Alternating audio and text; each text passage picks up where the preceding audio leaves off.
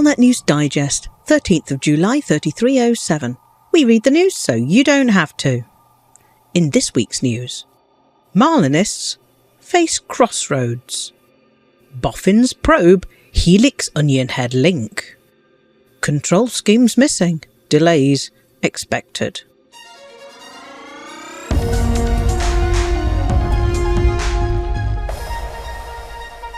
The time is coming when the Marlinist colonies, the political refugees from the Empire whose aim was to sweep away the imperial hierarchies and to establish a republic run along democratic lines in its place, and who were chased out of the Empire by Denton Patreus and the Imperial Navy when a minority of Marlinists took to violent means to achieve their democratic goal.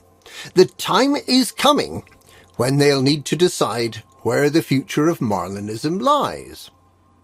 There appear to be two broad choices: an attempt at reintegration and dialogue with the Empire, or the consolidation of the colonies as they are now and a life lived in exile.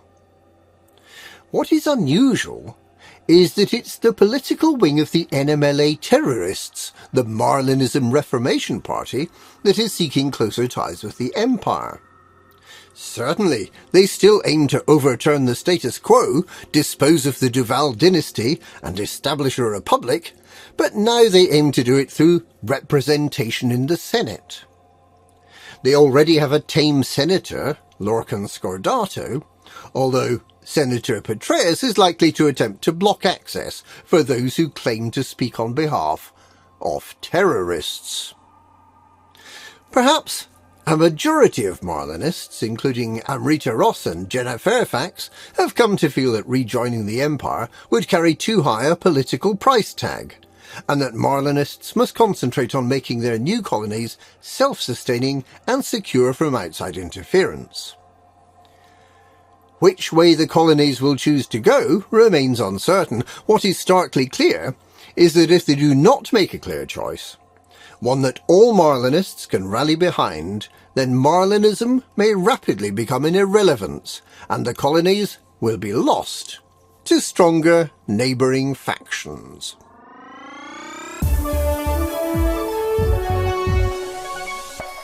With little support being shown for the Kumo Crew initiative to manufacture and distribute the new recreational substance known as Helix, it seems that supplies will reach not more than 10% of Anarchy systems.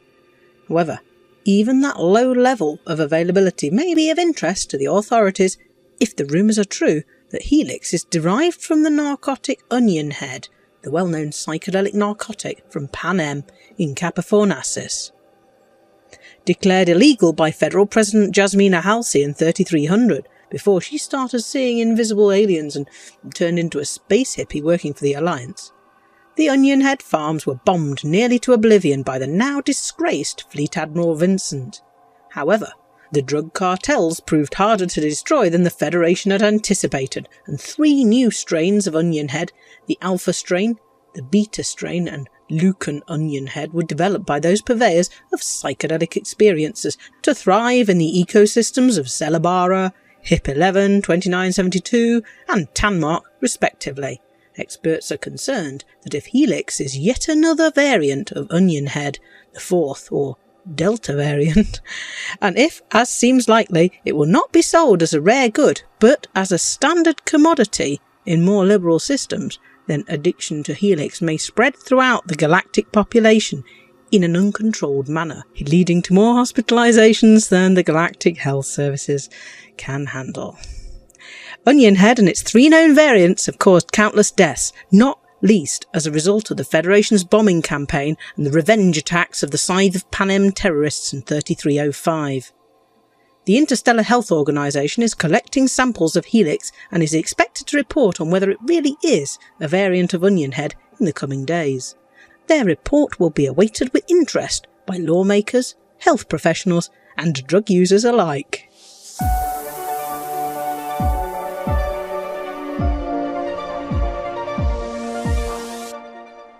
In an open letter to its pilots, the Pilots Federation has admitted that it has mislaid the Odyssey blueprints for the PS and Xbox flight control systems, and that it's uncertain when it will be able to open up the Odyssey permits to commanders using those systems.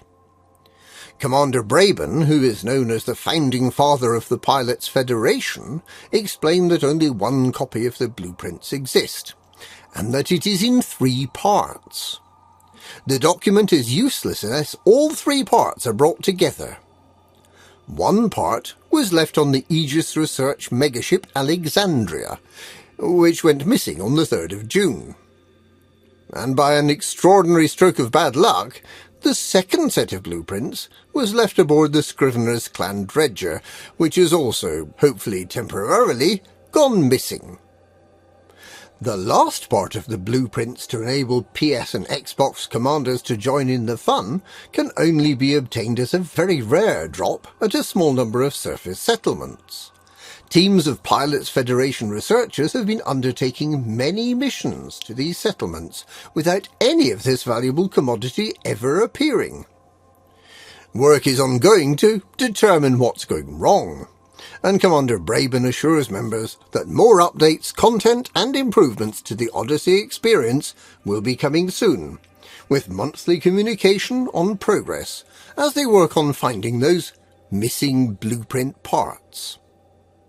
Commander Braben would like us to know, and this may come as a shock to some commanders, that the staff at the Pilots Federation headquarters are all human, and that they all care very deeply about those who've signed up as members.